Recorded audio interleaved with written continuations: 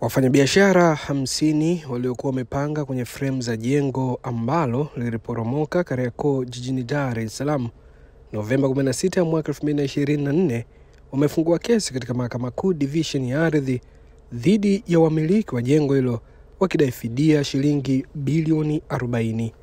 Nje ya viunga vya mahakama tumezungumza na wakili Peter Madeleka kutuelezea juu ya sakata la kesi hiyo. Mimi nitumika na bana, hizi ni ripoti zaidi. Kama itakavyokumbukwa, leo tarehe 29 ya mwezi wa 4 mwaka 2025 tulikuwa tumekuja hapa Mahakama Kuu ya Tanzania Division ya Ardhi Dar es Salaam kwa ajili ya kuwakilisha wateja wangu hao. Kama mnavyowaona, takribani wako 50 wakiwakilishwa na Kanali Naftali Swai.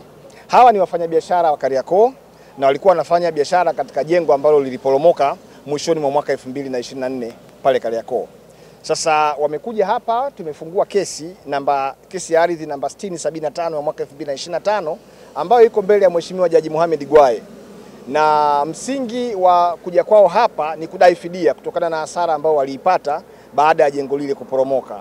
Na wanataka walipwe fidia ya takribani shilingi bilioni 40 kwa sababu ndiyo jumla kuu ya hasara ambayo imepatikana kwa watu wote waliokuwa wakifanya biashara kwenye jengo lile. Lakini licha ya hasara ya mitaji, kuna hasara pia ya maisha. Kuna ndugu walikuwa wanafanya biashara pale, wamepotelewa na ndugu zao, watoto wao. Kuna mteja wangu mmoja, huyu mama hapa, yeye amepotelewa na watoto wake wawili. Yaani ukiweka mtaji aliokuwa nao, lakini pia kuna watoto wake wa kuwazaa wawili wamepotea kwenye jengo lile. Sasa jambo hili kisheria huwa linahitaji fidia. Na tumewashtaki wamiliki wa jengo. Tunajua kuna kesi inaendelea Kisutu, lakini hiyo haituzuii sisi kuja kufungua kesi ya madai hapa kwa sababu ni mambo mawili tofauti. Kule ni jinai na hapa ni madai. Kilichojiri leo sasa tarehe 29 Aprili 2025 tulikuwa tumekuja kwa ajili ya kupokea amri muhimu za mahakama ili hatua nyingine ziweze kuendelea, lakini kwa bahati mbaya Mheshimiwa Jaji Mohamed Gwaye amepata dharura, hakuwepo leo mahakamani.